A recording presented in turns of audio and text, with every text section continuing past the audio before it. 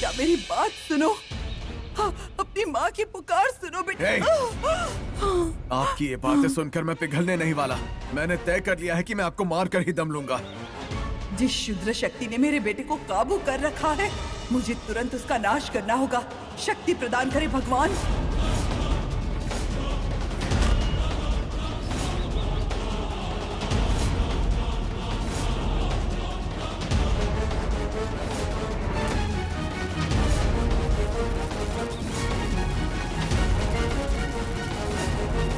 हे भगवान।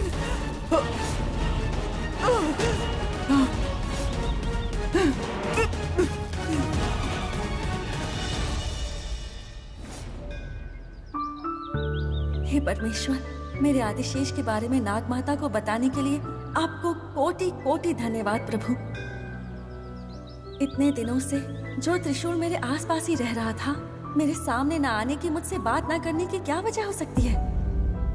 वजह है शिवानी, मैं ही तुम्हारा त्रिशूल हूँ, लेकिन अभी अभय के रूप में तुम्हारे साथ रह रहा हूँ। मैं ही तुम्हारा पति हूँ, लेकिन ये कहने का सही समय अब तक आया नहीं है। आखिर वो पल कब आएगा? मेरे त्रिशूल और मुझे मिलाने में आप इतनी देर क्यों कर रहे हैं?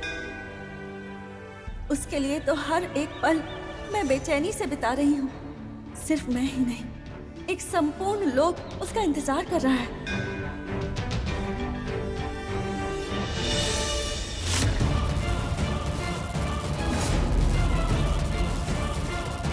हे भगवान, मेरी रक्षा कीजिए।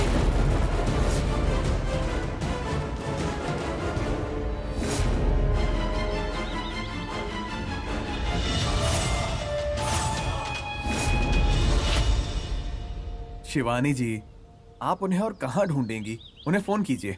उनके पास फोन नहीं है। ओह, उनके पास फोन नहीं है, मैं भूल ही गया था। और तो और वो इस गांव को अच्छे से जानती भी नहीं है। न जाने क्या हुआ होगा, या फिर कहीं वो इंतजार करके थक कर घर चली गई होंगी। वो घर पर ही हुई तो? नहीं, उन्होंने मुझसे यही मिलने को कहा था, तो वो यहाँ जरूर आएंगी। ठीक है, लीजिए प्रसाद। मुझे नहीं चाहिए। देखिए, ऐसे मना नहीं करते हैं। प्रसाद को मना करना भगवान के आशीर्वाद को मना करने जैसा है। लीजिए। आप ऐसे मुंह फुलाते हुए अच्छी नहीं दिखती है। अब त्रिशूल भी ऐसे ही कहा करता था ना। आप जाइए, मैं उनसे मिलकर उनसे बात करके ही आऊंगी। ठीक है, आप चिंता मत कीजिए। मैं एक काम करता हूँ, वो मंदिर के बाहर कहीं बैठी है क्या, मैं देख कर आता हूँ। आप यहीं रुकिए।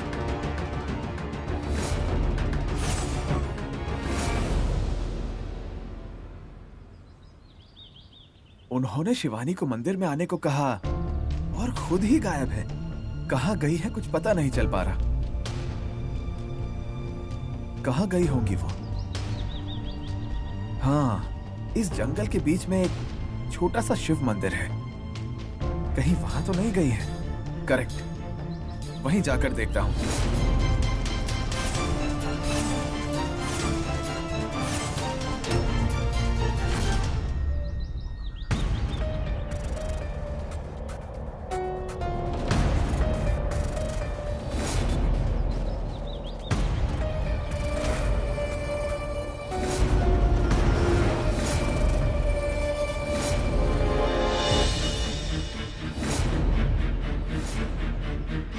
वो कौन है? उसने मेरी तरह ही कपड़े पहने हैं, दिखने में भी मेरी तरह दिख रहा है। कौन है ये? ए, कौन हो तुम? ए!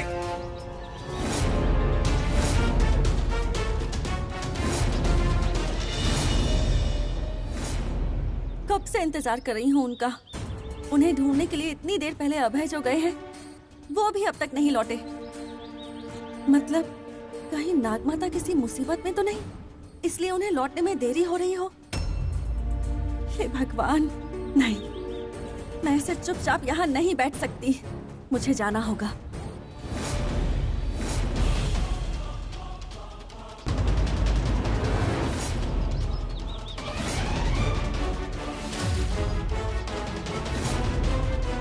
ए, कौन हो तुम? देखने में बिल्कुल मेरी तरह दिखते हो। अपना असली रूप दिखाओ। मुझे भी तुमसे यही पूछना चाहिए। कौन हो तुम? नाटक मत करो।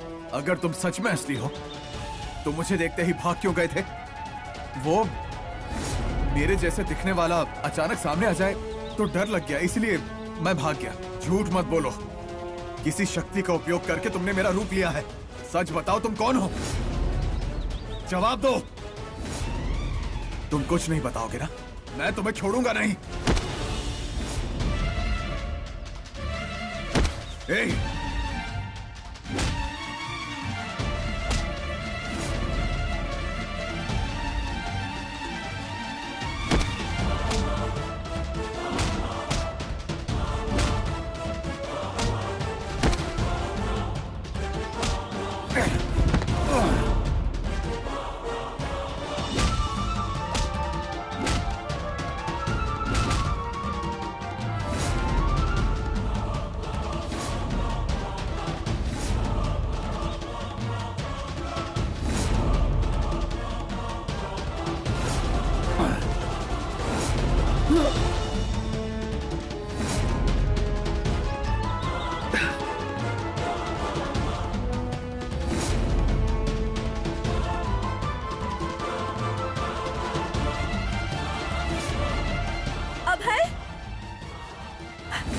अभय, क्या हो गया आपको?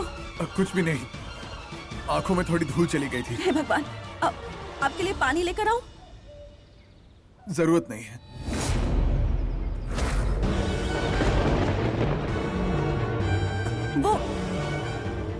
वो नाग माता है ना?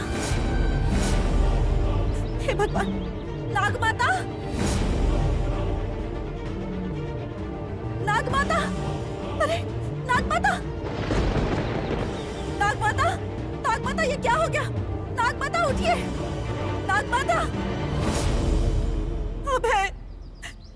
नाग माता! नाग माता, आप जो मुझे बताने वाली थी उस पर मेरी पूरी जिंदगी निर्भर है। अभय, अब हम क्या करें? अरे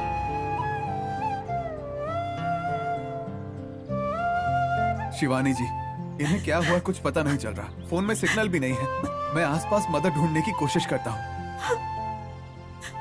नाग माता आंखें खोलिए। ये आपको क्या हो गया?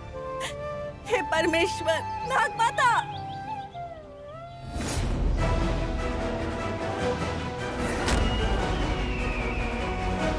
मेरे पास और कोई रास्ता नहीं था नागमाता। आदिशेष को पाने के लिए मैं रक्त की नदियां भी बहाने के लिए तैयार हूँ, महायुद्ध भी करने के लिए तैयार हूँ। सच्चाई जानकर आपने खुद संकट का आवाहन किया है। नागमणि मिलने पर भी, शिवानी को सारी सच्चाई पता चलने पर भी मैं उन दोनों को कभी एक नहीं होने दूंगी। उन दोनों के बीच मैं दीवार बनकर हमेशा खड़ी रहूंगी। हे भगवान, अब मैं क्या करूं? गुरुदेव! गुरुदेव! नाग माता! शिवानी, नाग माता को क्या हुआ है? मुझे नहीं पता गुरुदेव। इन्होंने मुझे संदेश भिजवाया था कि आदिशेष के बारे में पता चल गया है, जल्दी मेरे पास आ जाओ। जब यहाँ पहुंची थी ये स्थिति में थी। गुरुदेव, क्या ये अग्नि परीक्षा से हुआ कोई आघात है? नहीं, यदि अग्निदेव का प्रकोप होता तो इनके शरीर का अंश भी प्राप्त न होता। ये पूरी तरह से भस्म हो जाती। यदि इन्होंने तुम्हें कोई संदेश भेजा है तो इसका अर्थ है कि अग्निदेव का प्रकोप नहीं है। ये इस लोक की किसी क्षुद्र शक्ति द्वारा उत्पन्न समस्या है। तो कोई उपाय सूचित कीजिए गुरुदेव। ये जो सच बताने वाली थी, मैं वो जानना चाहती हूँ। मेरा आदिशेष कहाँ है, ये मुझे जानना है गुरुदेव।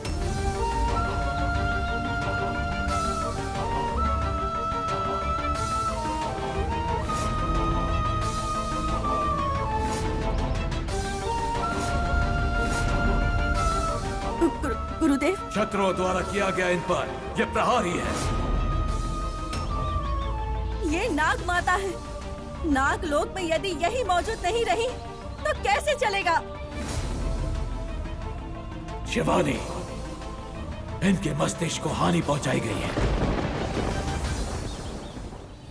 गुरुजी, या तो आप परेशान हैं या किसी से गुस्सा हैं। हार गया हूं मैं। जादू, टोटका, तंत्र मंत्र को अपनी उंगलियों पर नचाने वाले इस महामांत्रिक को एक साधारण सी बूढ़ी बेकार नागिन के सामने हार माननी पड़ी।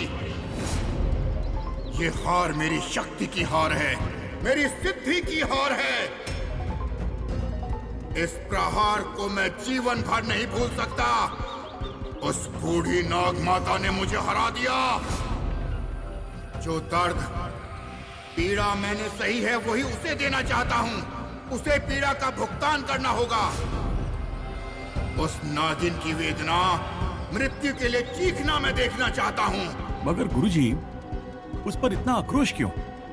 केवल उसी से नहीं, मैं पूरे नाग लोक से बदला लेना चाहता हूँ दिग्विजय। उन लोगों ने मेरे सपने को चकनाचूर कर दिया।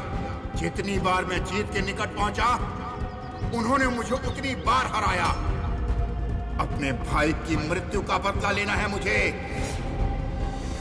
जिस तरह उसने मेरे भाई को मारा, उसी तरह उसकी आंखों के सामने उसके अपनों को मार दूंगा।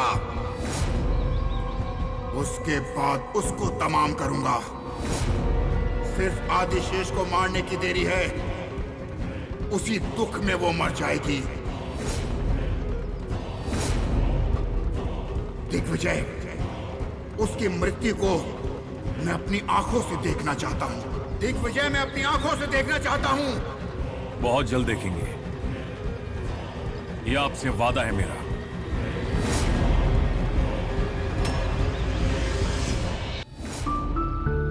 इनके बगैर नागलोक जैसे भगवान के बिना मंदिर है। मैं हाथ जोड़ती हूँ गुरुदेव, इनकी रक्षा कीजिए। इनके बिना नागलोक निर्जीव हो जाएगा।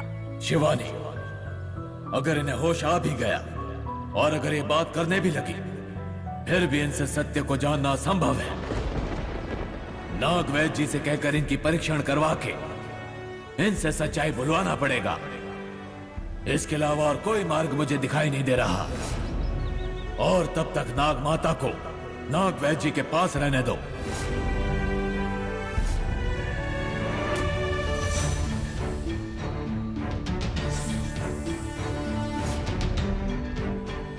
गुरुदेव, आज मैं आपके सामने ये प्रण लेती हूँ। अष्ट दिशाओं की सौगंध, मृत्यु लोक की सौगंध, त्रिमूर्तियों की सौगंध लेती हूँ मैं। जिसने भी नाग माता की ये स्थिति की है, मैं उसे जिंदा नहीं छोड़ूंगी। अगर वो इस लोक से नहीं है, तो दुनिया के जिस भी कोने में हो, मैं उसका सर्वनाश करके ही सांस लूंगी। ये परमेश्वर के अस्तित्व की तरह सत्य है गुरुदेव, आशीर्वाद दीजिए।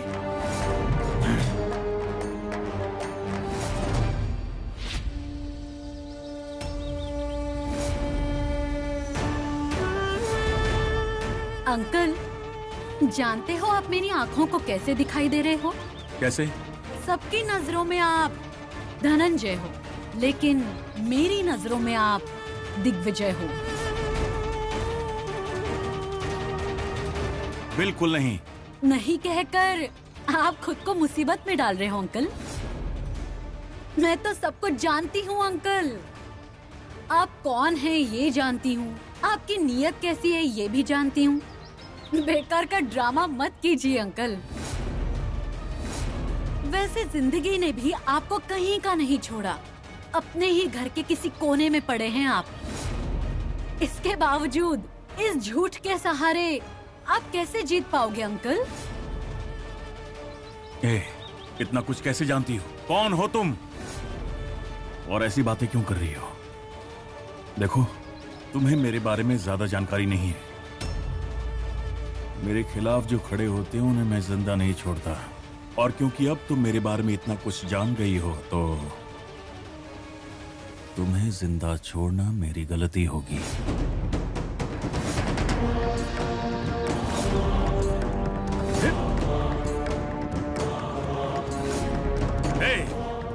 कौन हो तुम? जवाब दो मुझे। शिवानी के रूप में आकर आखिर तुम मुझसे जानना क्या चाहती हो? मैं शिवानी नहीं हूँ, मायांगिनी हूँ। देखिए दिग्विजय जी, शिवानी मेरी भी शत्रु है। इस लोक में उसे खत्म करने के लिए मुझे किसी की सहायता की जरूरत है।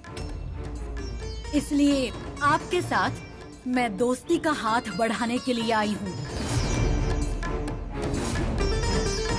इससे दोस्ती करने पर मेरा क्या फायदा?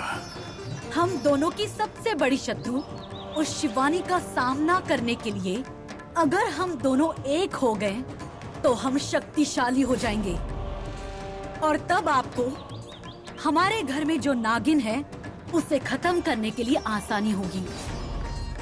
आप सिर्फ मेरे साथ हाथ मिलाइए। मुझे उस नागमणि की जरूरत नहीं है, मुझे मेरा प्यार मिल जाए मेरे लिए काफी है। कौन है तुम्हारा प्रेमी? हम दोनों एकजुट होकर हमारी सबसे बड़ी शत्रु शिवानी का सर्वनाश करने की तैयारी करते हैं। माया, मेरे सवाल का जवाब नहीं दिया तुमने। वक्त आने दो।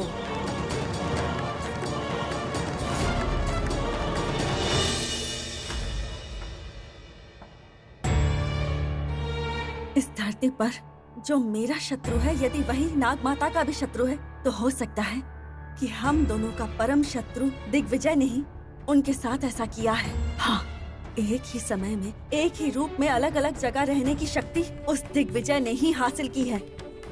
इसका मतलब नाग माता को उसी ने तकलीफ दी है। ए दिग्विजय, कहाँ छुपा हुआ है? बाहर निकल।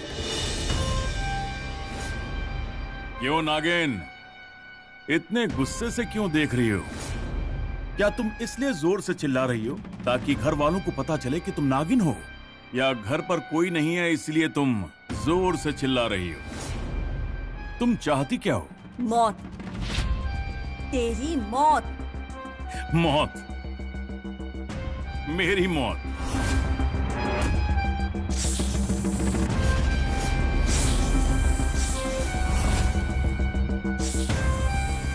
आजा, डस ले मुझे।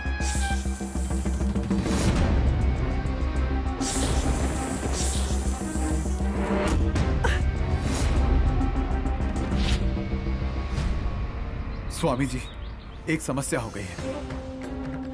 मैंने अभय के रूप में किसी और को देखा। मुझे देखकर वो भाग गया।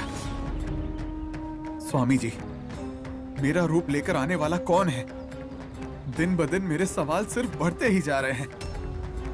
इतना ही नहीं, उस दिन मुझे रास्ते में एक औरत मिली थी। उन्हें मैं अपने साथ घर ले आया था, और शिवानी उन्हें नाग माता कह रही है। गुरुजी, ये सब क्या चल रहा है? मुझे कुछ समझ में नहीं आ रहा है। जल्दी में निर्णय लेकर जीवन जीना और दूसरों के जीवन से खेलना दोनों एक ही समान है। ये जो विधि है ना, वो हर किसी के बस में नहीं होती, बस कुछ लोगों को मिलती है। उनमें से कुछ लोग ढूंढकर हार जाते हैं और बाकी लोग गड्ढा खोदकर, हे भगवान, मेरे हाथ में तो सिर्फ मिट्टी लगी ऐसा कहकर रोते रहते हैं। जहां खुदाई की है, अगर थोड़ी देर और करते तो शायद निधि मिल जाती। इसी तरह तुम भी सत्य के दरवाजे पर खड़े होकर, अब बस कुछ ही क्षण में दरवाजा खुलने वाला है और तुम पीठ दिखाकर भाग रहे हो। तुम्हारे हिस्से का सत्य वही नाश हो जाएगा। जय भोलेनाथ। तू तो मुझे टच भी नहीं कर पाई, तो फिर मुझे मारेगी कैसे? लेकिन फिर भी मेरा नाम जानना चाहती है तो मैं हूं दिग्विजय, ससुर हूं तेरा, त्रिशूल का बाप। तुम कोई साधारण इंसान नहीं हो। अगर तुम इंसान होते तो नाग माता को इस तरह तकलीफ नहीं देते। एक्चुअली मेरी समझ में नहीं आ रहा कि तुझे हुआ क्या है, और ये नाग माता है कौन? वही बूढ़ी औरत जो घर में है? अरे मुझे उससे क्या लेना देना। जिंदा है या फिर मर गई, और मरेगी तो कब मरेगी? ए, तेरी तो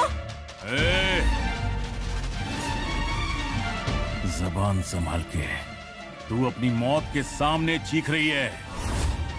डर मुझसे, वरना मैं काट दूंगा तुझे। इसका मतलब नाग माता को तुमने ही तकलीफ दी है। छोड़ूंगी नहीं, मैं तुम्हें छोड़ूंगी नहीं, तुम्हारी मौत होगी। मैंने तो तुम्हें मारा भी था, पता नहीं किस मायावी शक्ति के आशीर्वाद से तुम फिर लौट आए।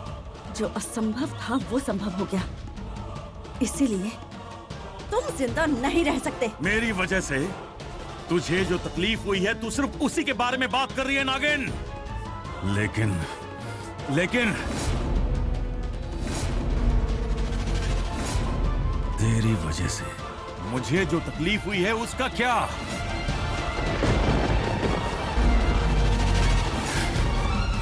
धोखे से मेरे घर में घुस के मेरे बेटे से शादी की, मेरे दोस्तों को मार डाला।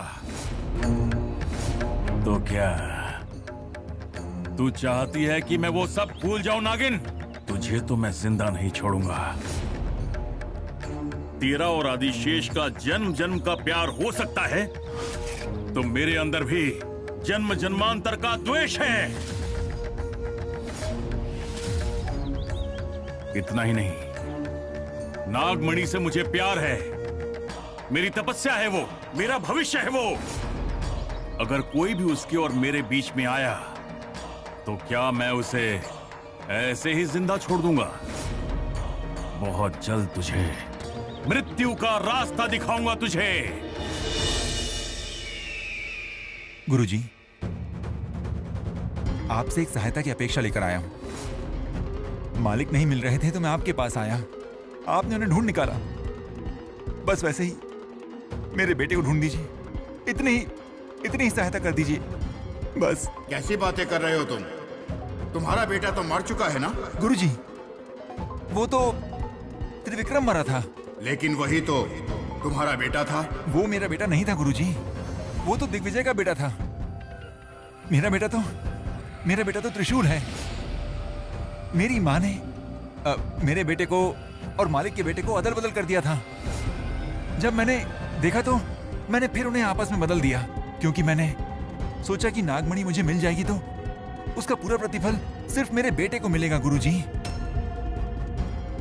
इसे तो मैं काफी भरोसेमंद समझता था। ये तो दिग्विजय से भी गया गुजरा है, धोखेबाज। इस पे भरोसा नहीं कर सकते, ये भरोसे के लायक नहीं है। क्या बात है गुरुजी, आप कुछ बोल क्यों नहीं रहे हैं? सबके लिए एक सिद्ध सुक्त पूजा है नंदीश। उसकी जानकारी लेकर पूजा करके तुम्हारे बेटे को ढूंढ लूंगा। तुम निश्चिंत हो जाओ, जाओ। ठीक है गुरुजी। तेरी मृत्यु से अगर मेरी किस्मत का ताला खुल सकता है, फिर तेरी किस्मत में भयानक मौत है। क्या कहा तूने? तू मुझे मार डालेगी, है ना? तू मुझे मारना चाहती है? मार डाल, मार डाल। मैं बार बार जन्म लेकर आता रहूंगा। अगर मुझे पता चल गया कि नाग माता की इस अवस्था का कारण तुम हो, तो तुम्हारी मृत्यु मेरे हाथों होगी। क्या? मेरी मृत्यु? वो भी तेरे हाथों? सुन, दूसरों के लिए तू नागिन हो सकती है, मेरे लिए मक्खी है। अगर तू चाहे भी तो मुझे टच नहीं कर सकती, लेकिन अगर मैं चाहूं तो तुझे मार सकता हूं, और वो भी इसी वक्त। इतनी देर तक तुम्हें बोलने का मौका दिया, यही मेरी गलती थी।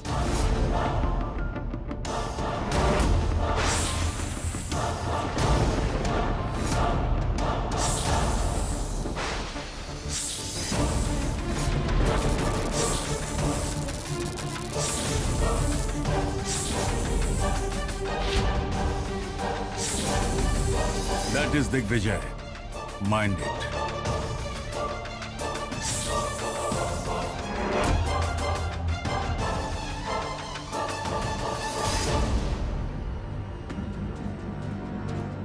मृत्यु तो तुम्हारी निश्चित है। अगर तुम्हें लगता है कि तुम मृत्यु को जीत सकते हो, तो ये तुम्हारा भ्रम है। अगर तुम्हें लगता है कि तुम्हारे इस तंत्र विद्या से तुम मुझे डरा दोगे, तो ये तुम्हारी भूल है। अगर मैं चाहती तो इसी वक्त तुम्हें खत्म कर सकती थी, लेकिन तुम बार बार जन्म लेने की और मुझसे द्वेष की जो बातें कर रहे हो, वो जब तक मैं नहीं जान लेती तब तक तुम्हें जिंदा रखूंगी। जिस वक्त मुझे वो सब पता चल गया, उसी क्षण तुम्हारी मृत्यु होगी। उस इच्छाधारी नागिन को हमारे सारे राज का पता चल गया। वो बदले की भावना में तड़प रही होगी। अगर उसे सच्चाई का पता चल गया तो क्या वो चुप बैठेगी? नहीं, हमसे बदला लेगी। उसने मेरा सामना भी किया और मुझसे सवाल भी पूछा। तुम तो बहुत शक्तिशाली हो ना, उसे मारने की शक्ति नहीं है तुम में? सब कुछ जानने के बाद आप ऐसी बात क्यों करते हैं गुरुजी? अभी जो शक्ति मेरे पास है उसकी वजह से ही जान बचा पाया मैं, लेकिन अगर उसकी शक्ति बढ़ गई तो, या फिर नागमणि की शक्ति उसे मिल गई तो हम उसे नियंत्रित नहीं कर पाएंगे। उसके हाथ हमारे गर्दन तक पहुंचे, उससे पहले उसे मारना होगा हमें। वो उस नागमणि का प्रयोग हमारे ऊपर ना कर पाए, इसके लिए हमें नागमणि हासिल करके उसका संहार करना होगा। उसका अंत होना चाहिए गुरुजी। नहीं दिग्विजय, उसकी मृत्यु पहले नहीं होगी।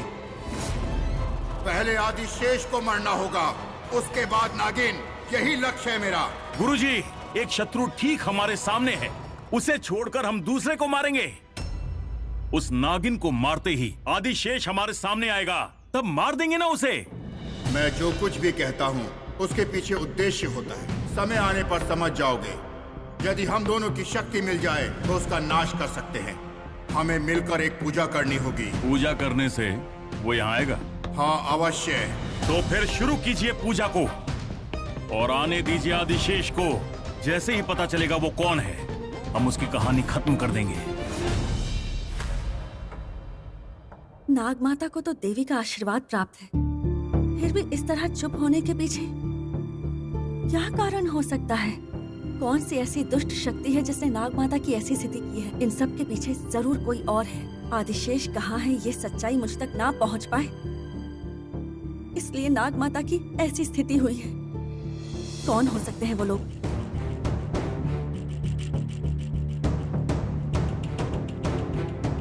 शिवानी जी, वो माझी अभी कैसी हैं?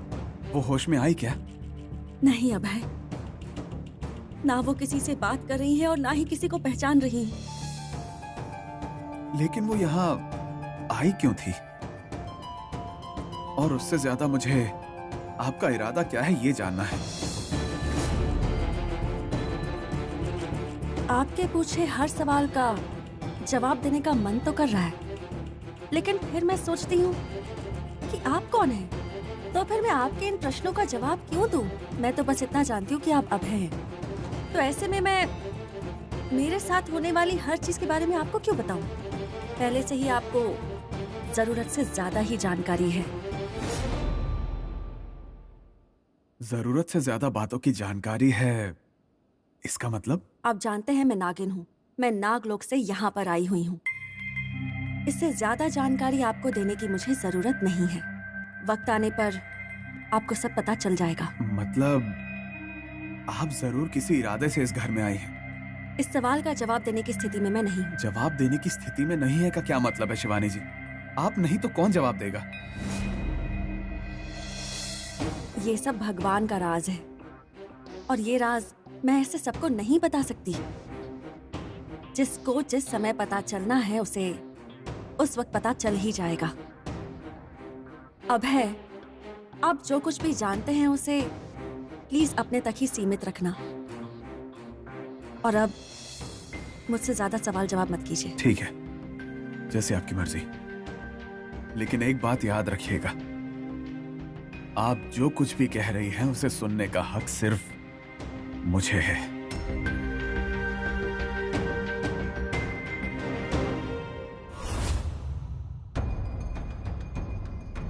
ए मायांगिनी, मुझे पता चल गया है कि इन सब के पीछे तुम्हारा हाथ है। किसके पीछे? वो तक्षक और मोहिनी के साथ मिलकर जब तुमने मुझे मारने की कोशिश की, तभी मुझे सब पता चल गया था कि तुम्हारा गुस्सा, तुम्हारी नफरत मुझसे है। लेकिन तुम जानते हो तुमने किसको तकलीफ दी है? नाग माता को। शिवानी, तुम क्या कह रही हो? मेरी कुछ समझ में नहीं आ रहा। ओह, तो तुम्हें कुछ भी नहीं पता? तुम्हें पता नहीं कि नाग माता इस वक्त होश में नहीं है? कि सब कुछ तुम्हारा किया धरा है? तुम जो मुंह में आए वो बोल रही हो। वो नाग माता है, देवी स्वरूप है। मैं नाग माता का बुरा आखिर क्यों चाहूंगी? वैसे भी उनका बुरा करने से मेरा क्या फायदा होगा? इसका जवाब तो तुम ही दोगी ना।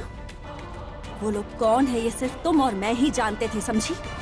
शिवानी, ना मैं झूठ बोल रही हूँ ना मैं ड्रामा कर रही हूँ। मुझे इस बारे में कुछ नहीं पता।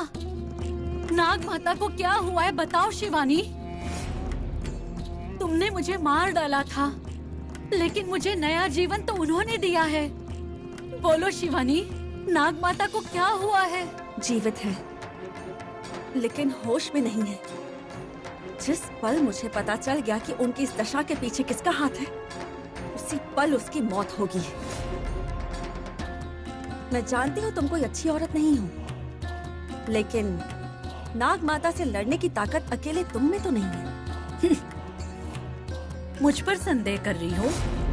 उस संदेह को दूर करना ही मेरा काम है। अगर मेरा संदेह दूर नहीं हुआ, तो जिस दिन पता चला कि नाग माता की इस अवस्था के पीछे तुम्हारा हाथ है, तुम्हें ऐसी भयानक मौत दूंगी कि दोबारा जन्म नहीं ले पाओगी।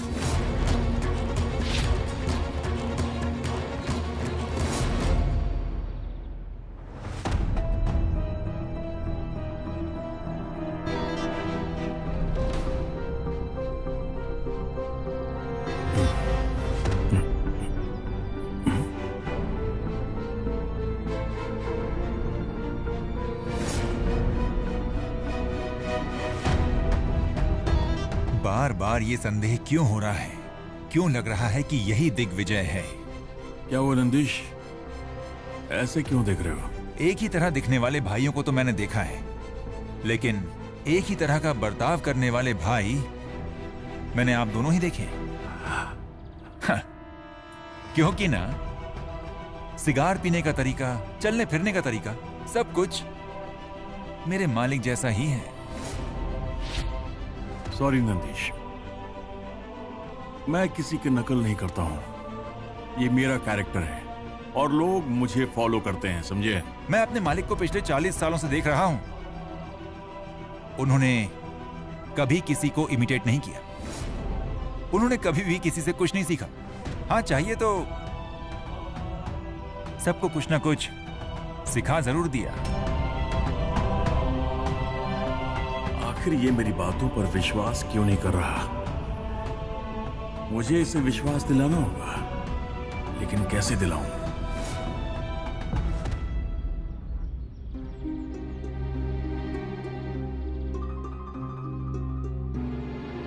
लीजिए, खाना खा लीजिए। नहीं। प्लीज शिवानी जी, मेरे लिए खाना खा लीजिए, लीजिए।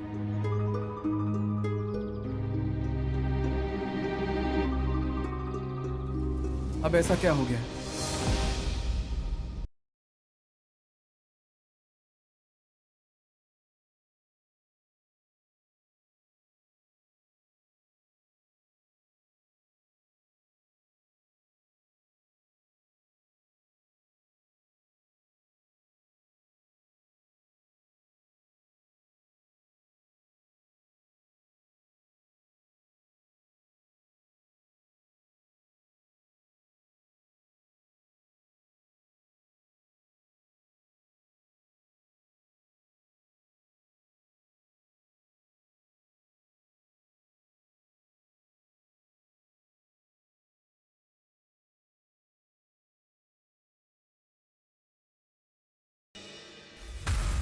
नंदीश, जो दिग्विजय बनकर यहां आया है, अगर मैं कहूं कि वो दिग्विजय नहीं है तो तुम्हारा रिएक्शन क्या होगा? क्या मजाक कर रहे हैं आप? अभी जो आए हैं ना, वो हैं दिग्विजय जी, हमारे मालिक। उनका रूप लेकर अगर कोई और आया ना, तो इस नंदिश को पता चल जाएगा। चलता हूं।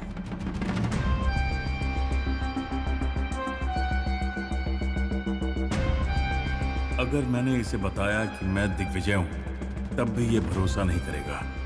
इसे किसी प्रूफ के साथ भरोसा दिलाना होगा। लेकिन प्रूफ कहां से लाऊं? कैसे विश्वास दिलाऊं?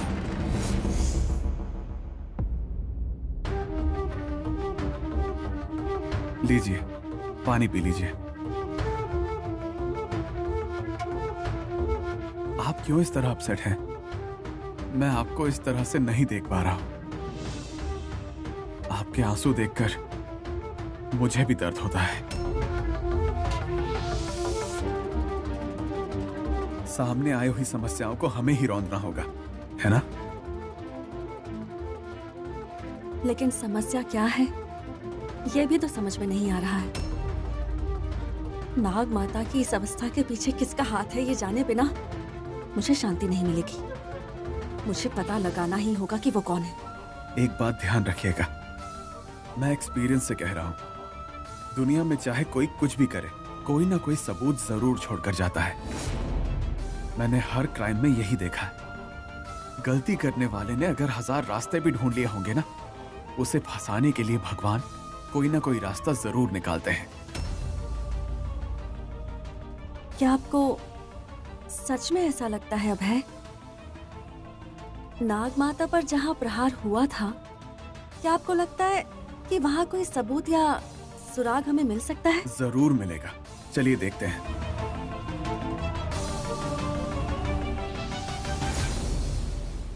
देखिए शिवानी जी, जब किसी पर अटैक होता है तो खुद को डिफेंड करने के लिए वो जरूर कुछ ना कुछ करते हैं। मारा होगा, कुछ छीना झपटी की होगी, तो ऐसे समय पर अटैक करने वाला जरूर कोई ना कोई एविडेंस छोड़ के जाता है। वो जरूरी नहीं है कि जहां अटैक हुआ है वहीं हो, जहां से भागा होगा वहां भी हो सकता है। कोई भी एक छोटा सा एविडेंस, एक छोटा सा सुराग भी मिल जाए तो बस वो कौन है और उन्होंने अटैक क्यों किया ये समझ आ जाएगा। तो अब बहुत ध्यान से, कोई भी एविडेंस मिलता है तो उसे ढूंढते हैं। मैं भी ढूंढता हूँ, जरूर कुछ ना कुछ मिल जाएगा। आप उस तरफ देखिए, मैं इस तरफ देखता हूँ। ठीक है।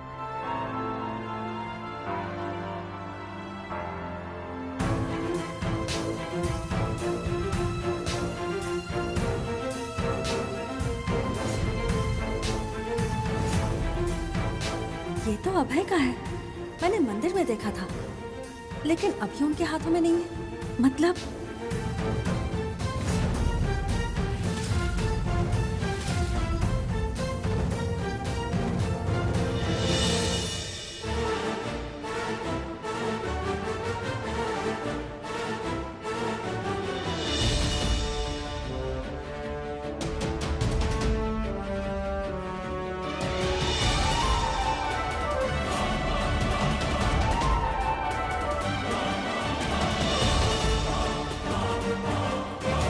जब मैंने अभय को मंदिर में देखा था तो ये सारी चीजें उनके पास थी, लेकिन अभी वो सब यहाँ पर मिली। इसका क्या मतलब है?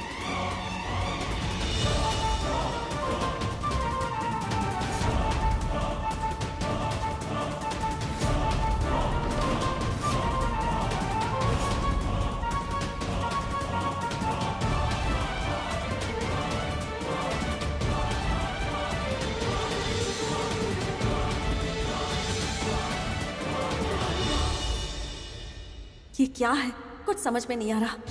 अभय खुद मुझे यहाँ सुराग ढूंढने के लिए लेकर आए हैं, लेकिन यहाँ उन्हीं का सुराग है। क्या मैं इनके बारे में गलत सोच रही थी? ये मेरे साथ इतना अच्छा व्यवहार जो करते हैं, ये सब नाटक है क्या? और इन्होंने कहा कि नाग माता के बारे में सुनकर इन्हें दुख हो रहा है, क्या वो भी झूठ है? यहाँ आकर देख रही हूँ कि इस जगह पर ये सारी चीजें पड़ी हैं। अब तो इन पर ही संदेह हो रहा है। मैं इन पर संदेह करूँ या नहीं?